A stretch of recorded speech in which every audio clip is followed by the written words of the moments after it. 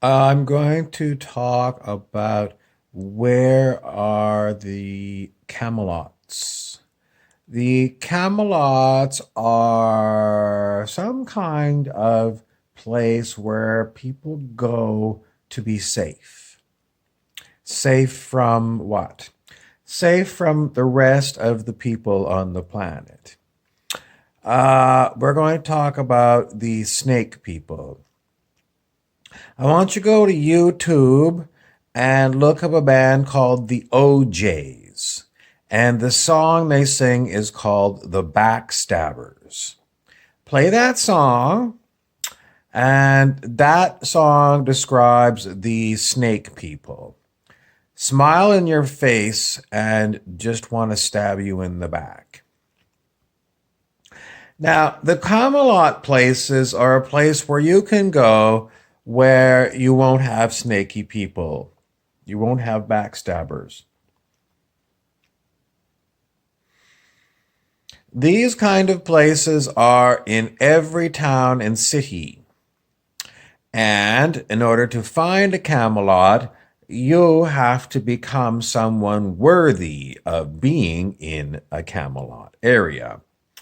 This means you have got to raise your vibration. So go look up the scale of human consciousness. You can use any search engine and take a look there and see, you know, what's all about.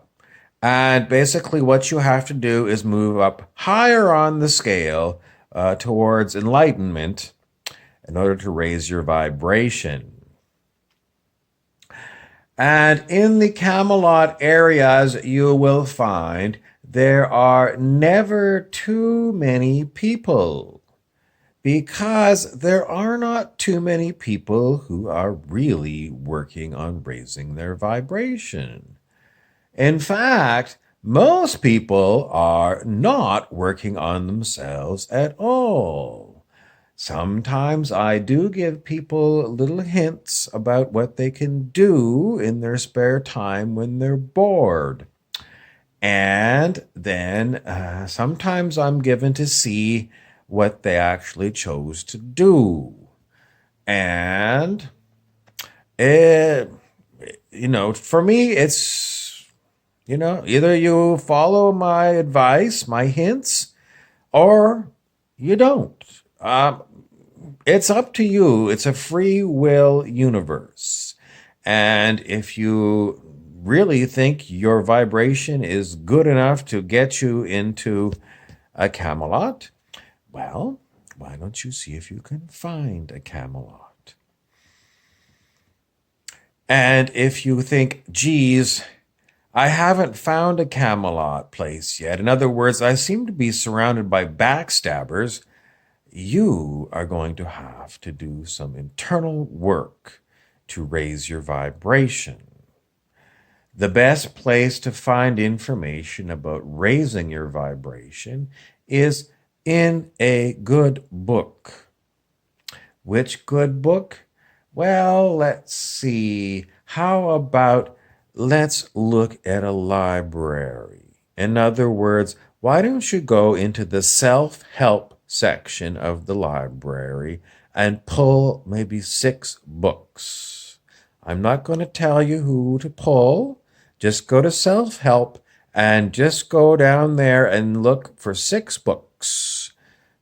Pick the first 6 that you see, or just wander through and, whatever seems to catch your eye. Take 6, take them home, and read them.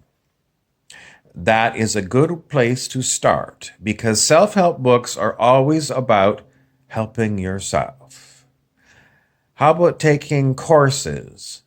Don't waste your money. In other words, if you go to the library, it's free.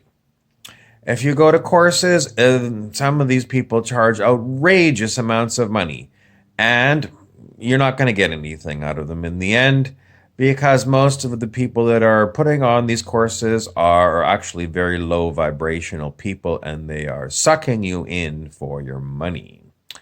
So try self-help And always remember to look at what they're telling you take it with a grain of salt. In other words, if it looks like something nasty that they're saying, and why would that be in a self-help book? Well, just keep your eyes open. Maybe you won't see it, but if you do see something that makes you go, this doesn't seem very kind or generous, look at it funny.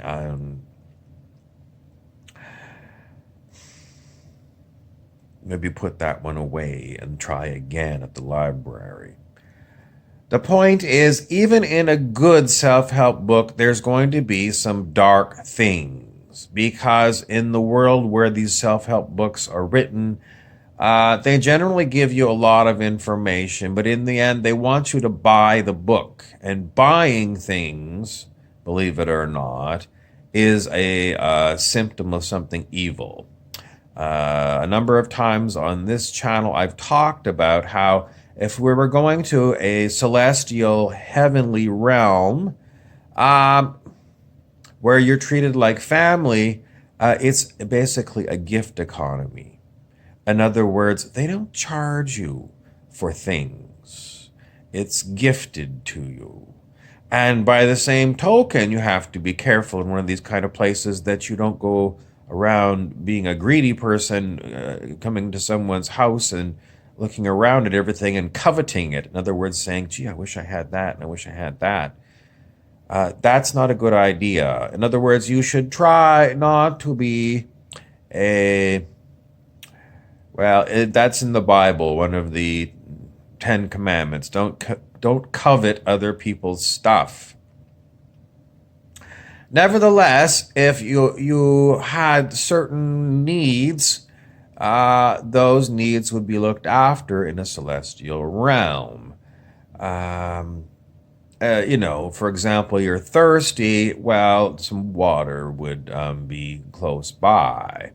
Funny enough, when I was in Jamaica, and it was very hot, and I was on a tour, and every 5 minutes or so, someone had a cooler of cold beer. So was that kind? Well, yes, it was very kind because, I was from a northern place and, taking the Jamaican heat, I needed a cold beer and there it was. And, it was very lovely. It was very generous. And despite what some people say, I find Jamaicans to be lovely people. So the next topic I'm going to talk to you about is my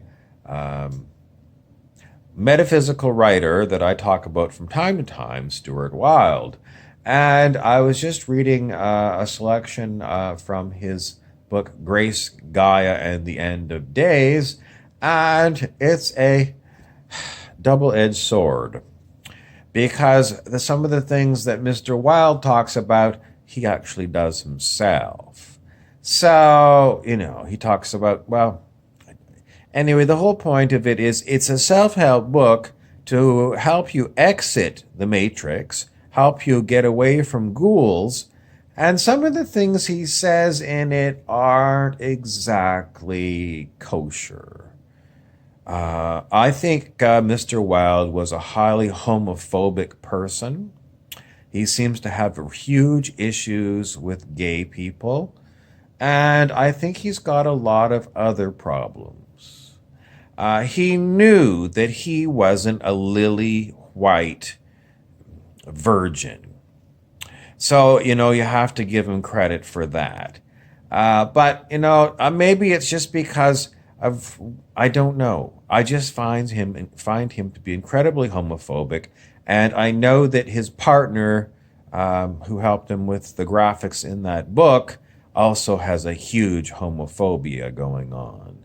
What does it mean? It means that even if you are doing your own self-help work, you're never going to get really pure information.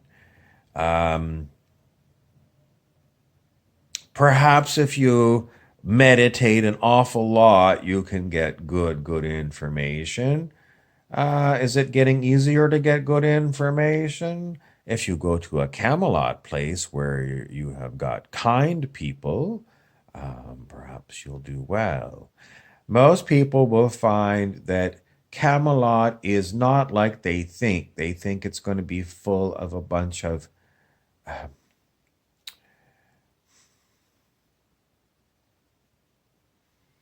goody two shoes kind of people.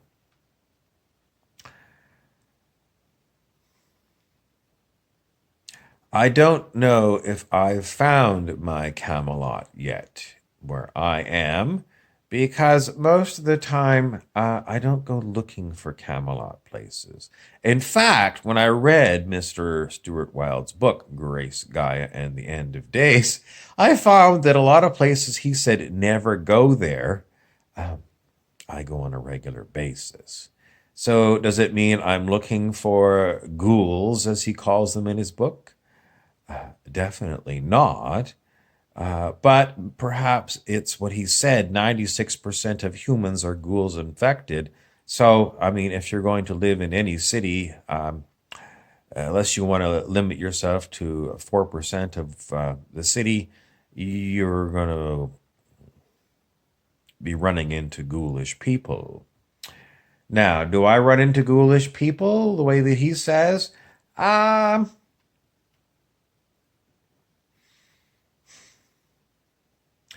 I don't think so. I don't think so. I think when he said 96% of humans are ghoul infested and have got evil tendencies, I don't think it's true. I don't think it's true. Was it true when he published his book? This was like 10 years ago. The answer is no. But I think what he was doing was trying to make you hyper alert for the purposes of scaring you, perhaps, but most likely getting you to clean up your own act.